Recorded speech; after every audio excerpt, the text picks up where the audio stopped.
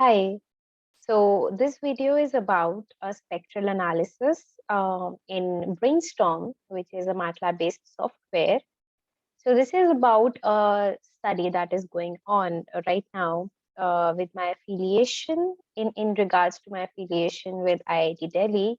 And so I'm not going to explicitly use the data here, but I'm going to get you a glimpse to how the analysis is done.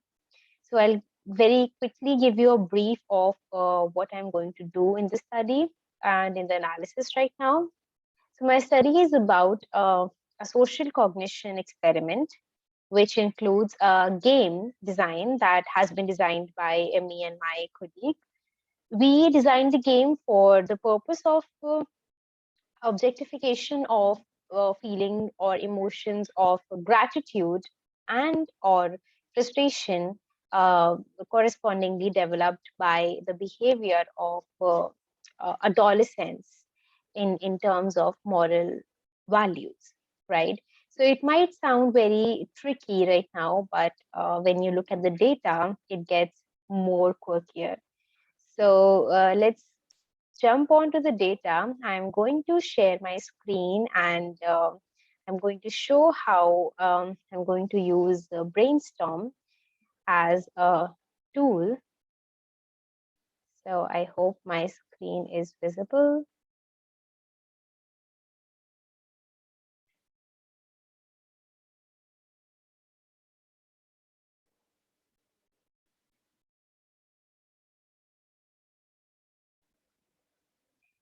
I used the code of Brainstorm to and run it to install the window of Brainstorm. And presently it's processing here, as you can see. And soon the Brainstorm window will open on the screen. So as I usually do, I keep the whole videos that I create very raw and very original without making any previous changes that I should. But I really want you to see the behind the scenes struggle as well, so that you know that not everything that looks interesting and easy is easy. Right. So we have these subjects that I'm analyzing right now for the purpose of this study. Presently, I have taken three case studies, which are case studies of three people who showed peculiar behavior in terms of, showing gratitude to the other person that they are playing with. So if we talk about it in a very, simple sentence, we just say that by a particular behavior that your friend or your peers show you, you tend to reciprocate their behavior. And that is what I and my team are trying to study in terms of neural signals, that whenever a person is unfair to you, do you also get unfair? And if you behaviorally do not tend to get unfair, does your brain feel it, and does your brain react to it?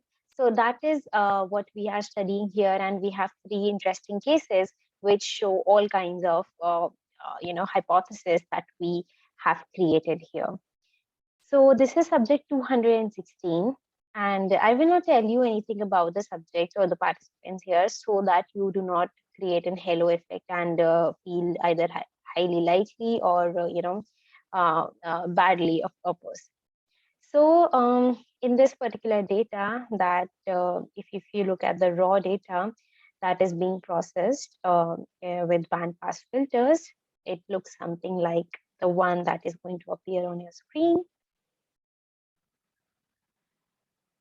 This is some processed data which has undergone a frequency filter of 0.1 to 45 Hertz with a notch filter of 50 Hertz.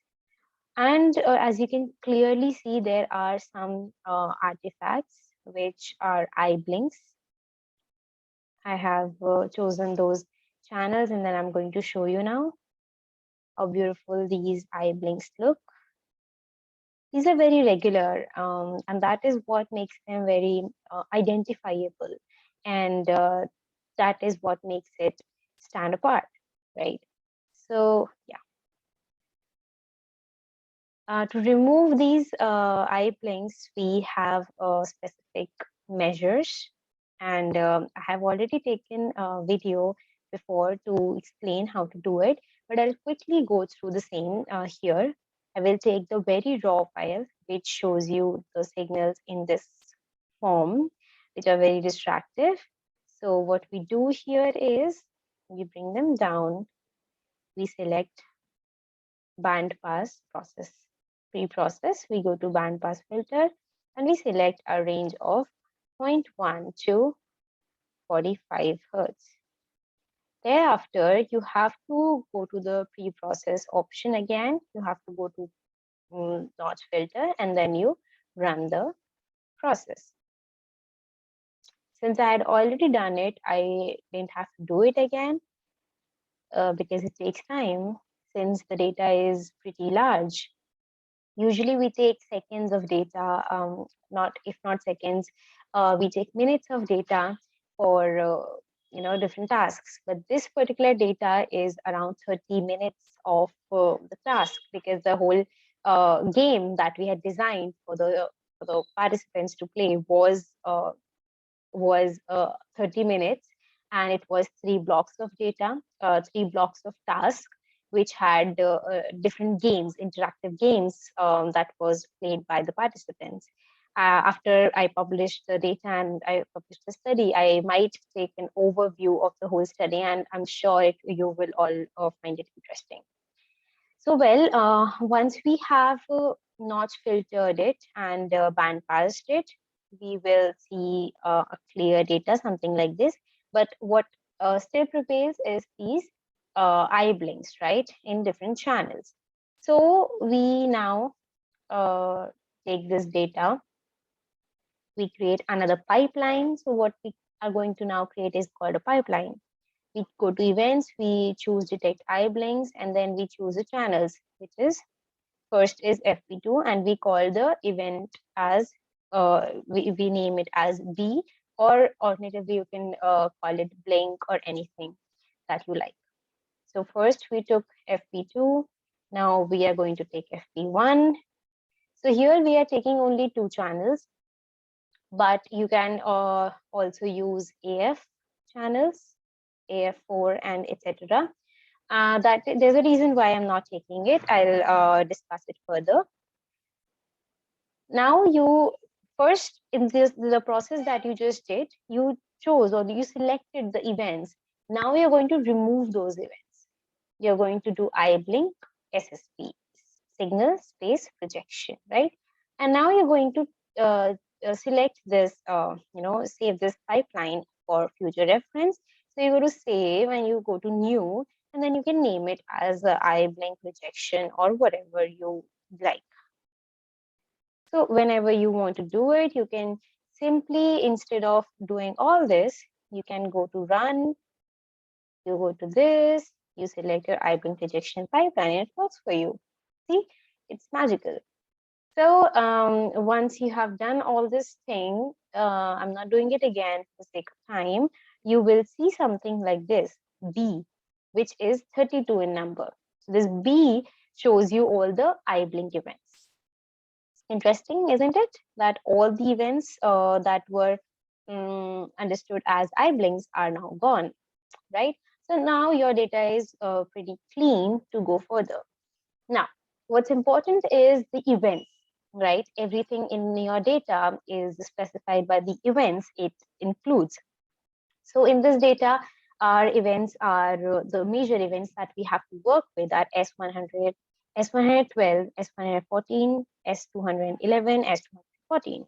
Now, these all indicate different things here, but what is of major interest to us from the perspective of the study are the 201, 211, sorry, the event number 211, event number S100, 110, and S10 are important because S10 implies to the trials where the person was inherently conditioned to be moral, right? So this is the baseline condition for us So what we do is we go to import in database, and we choose use events, and then we go to S10, and then we select the time as minus 100 to 1000 millisecond, and then we import it. Once we import it, we will see something like this, S10, and you will have S10-1, S10-2, S10-3, S10-4, and however number of events you have. So once you have these, you will do something called baseline normalization. You go to run process again, you go to standardize, and then you go to baseline normalization. Now, baseline normalization is a very interesting process. If you view a raw event epoch, such as one here,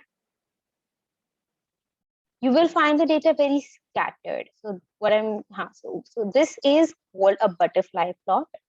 And a butterfly plot means simply means it has all the channels plotted one over another. It's an overlay of all the channels. So once you see it like this, it is called butterfly plot. This is a simple single channel plot. Okay. So when you see this butterfly plot, you will find that all the signals, either it's before the event or after the event, they are all similar looking. But when you normalize it by the option that I just show you, it gets the opposite polarity. In a sense, it becomes normalized. That means all the data that is taken before the event, before the actual event, it subtracts itself from this real data after the event, chunk by chunk, and then it normalizes the amplitude of the data after the event. So this prevents you to have any extra mental thoughts that were a part of your signal, the real signal. So the event, so pre-stimulus data, which is one before zero, is called baseline data for you, in which you can show a simple cross on the screen, or maybe anything that is not stimulating any thought, a particular thought in your brain. So this is called baseline normalization. And once you normalize it, you have to average it. So after you normalize it, again, you can use a pipeline for the same process. You normalize it, and the time you give for the same is minus 100 to minus 4, minus 2, or maybe 0, whatever you like. And then you can average it. You can average files. So if you have to average for different people altogether, you have to select everything.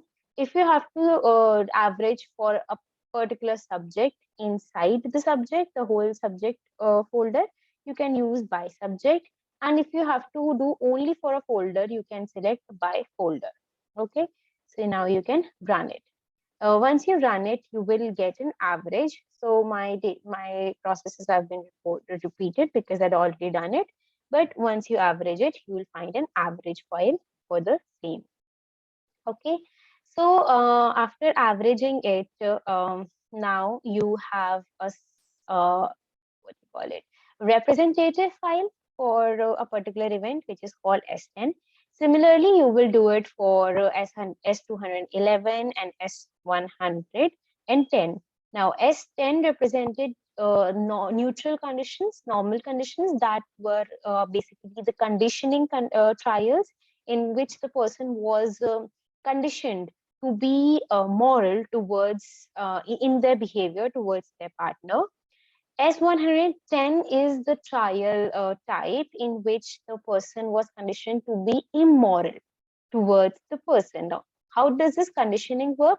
We actually simulated conditions in which we, I'm sorry, that's calendar, right?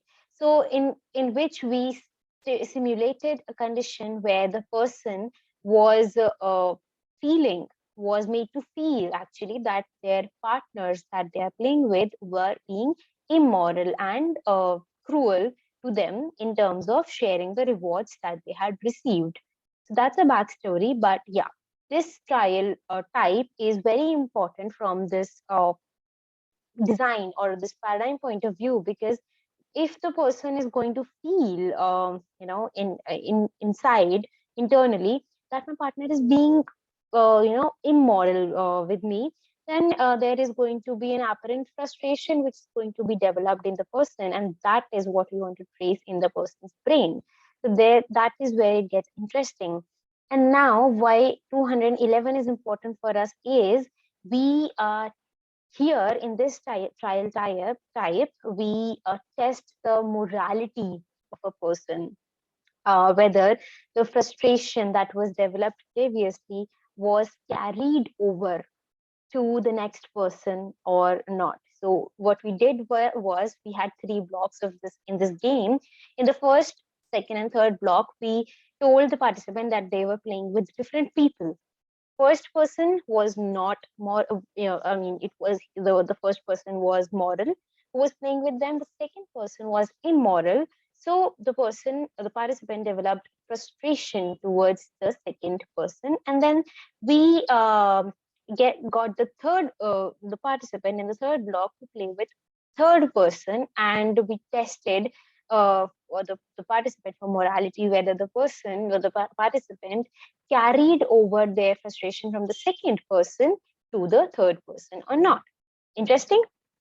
Well, so in third one, which is a 211, represented by 211, it is a trial type when the person, subject, the participant won the game because of themselves. They came in the first position. Yet, this is the time. How do they, share their reward? How do they come out to be moral or immoral or maybe neutral? So this is where we actually judge the person based on their personality type, right? So here we have taken these three conditions, right? Now we do a simple spectral analysis, right? And how do we do it is interesting. We take the average S110, S100, 211, and average S10. And we go to run process again. We go frequency, we go to time frequency Morley wavelength. Then we go to edit, and then we have the option of taking it into frequency bands, different frequency bands. And I have defined the frequency bands on my own. The delta is 0.1 to 4, theta is 5 to 7, alpha is 8 to 12, beta 1 is 13 to 18, the lower beta. Beta 2 is 90 to 28, gamma 1, lower gamma is 30 to 59, and higher gamma is 60 to 90, right? So this is how we do it, and we click OK, and then we run it. Once we have run the process, we will get certain files. I will show how those files look like. I just want to save time. That is why I'm not running the thing, but you can always ask me to do it in comments or on my LinkedIn profile messaging. Anyhow you want me to do the analysis, I'm ready to do it for you. So you go to different channels, and then you see how different channels react to the situation. And then based on different channels, you can do a comparative analysis for the whole thing, right? Channels are very important in the aspect different brain regions differentially, behave when a certain thing is happening to the person. But what's not important here in this whole diagram that you can see on the right side is the time, because we can actually make the time stagnant for us, since we have actually taken a representative time of 1000 milliseconds just after an event is happening. However, we do not require to be very particular about it. We can take an average of the time information here. So what we will now do is take an average of the whole thing. So while we were running it, the frequency, we were making the frequency plots, we could go to frequency Morley wavelength. Then we could go to average to make a pipeline of it, and then average time for 0 to 1000 milliseconds. Again, this is my methodology. Everybody has their different, way of doing it, different approaches. So you do not need to follow mine. You can just take an idea of how to do it from me, and then you can choose your own methodology. So once you run it, which I'm actually canceling here so that to save time, you will see something like this, right? And now, when you take this information, now you have information for 3 different circumstances or conditions for one person. You can actually take it in numbers. You go to export to file. So I'm going to do it in a different file just to make sure that everybody understands everything and there's no confusion. Yeah. So this is for condition at S10. Then you have for condition S211, and then you have for condition S110. Interesting, isn't it? Now you go to the main thing and then you open the file, and there you have. So I don't know why they repeat the whole thing, but whatever data you have here is repeated here, so you can actually delete it and save your space. Yeah. So you have different frequency ranges, and then you can compare it for different, frequencies and different conditions across different conditions. So if you open it all, and then you have to make a common file for analysis, where you can copy it all separately. So what I tend to do usually is I take the So I am only going to use delta frequency here because my hypothesis is something related to that, channels. And now I took bus S110.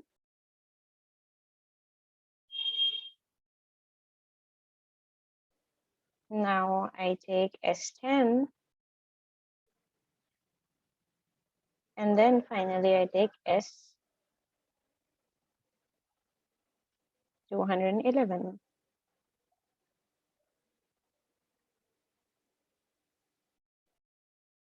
And then we can sort the data based on the channels so that we have different regions available to us.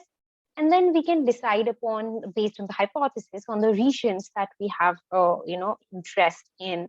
So for example, I have interest in frontopolar, frontal, and temporal regions based on different hypotheses that I've read in different papers. And I will see if I can find something interesting in these cases. Okay. So actually I should take S10 first because that's the neutral condition, S110 take second because that's a frustration thing. And then, the final condition, 211. Now I'm going to average the signals for different channels. So here I go with the S10, and then I go for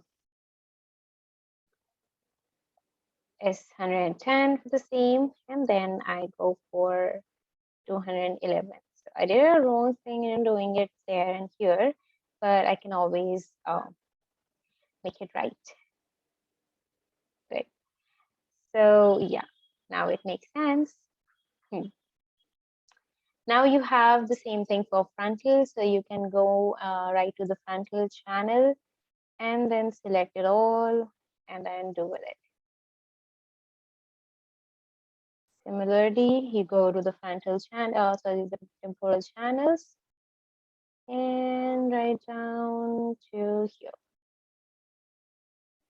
So I'm not going to take the TP channels, right? Yeah. Usually I like the cells formatted so that I don't see stupid stuff. Okay, cool.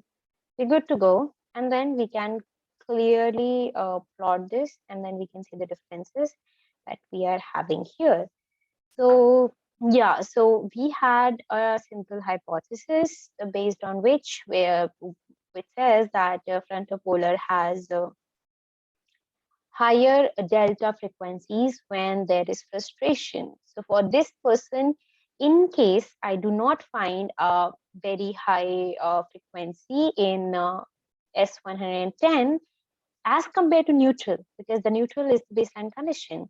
So if I do not find that, I can totally say that the person did not develop frustration by any chance. And it had higher delta frequencies in a comparison to neutral in the case of, you know, test of morality. So that means in the situation when a person is winning because of them and they still have to share the reward, there could be, that's still a speculation, there could be a level of frustration in the person, and that makes sense in this case. So the fourth case that we're going to analyze now as a post hoc analysis is the case when the team wins because of the participant, and then we are going to look at it how the person or how the participant chooses to feel like. So we'll quickly go to S214, which is the case where uh, the participants team won because of the partner. Now we go to this file and we'll have an interesting analysis here. But before that, don't forget to sort the data because we had already sorted the data, right? That's very important before you choose to copy the data, right?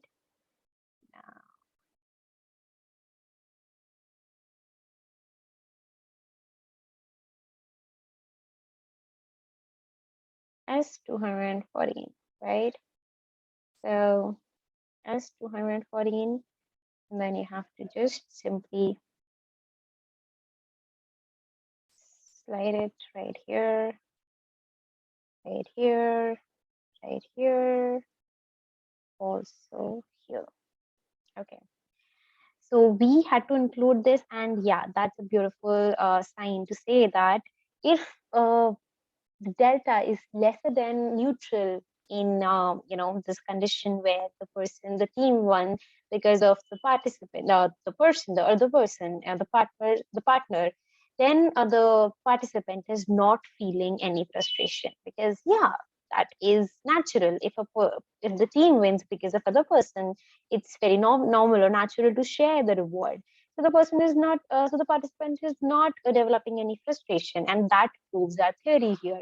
So you see, using this very simple numbers, very simple data, we could actually make out some inferences. And yeah, I'm going to write a paper on this. So well, yeah, that was interesting to do with everyone who is watching. Although I do not know you guys, but it is very interesting to share how I'm developing on things that I am.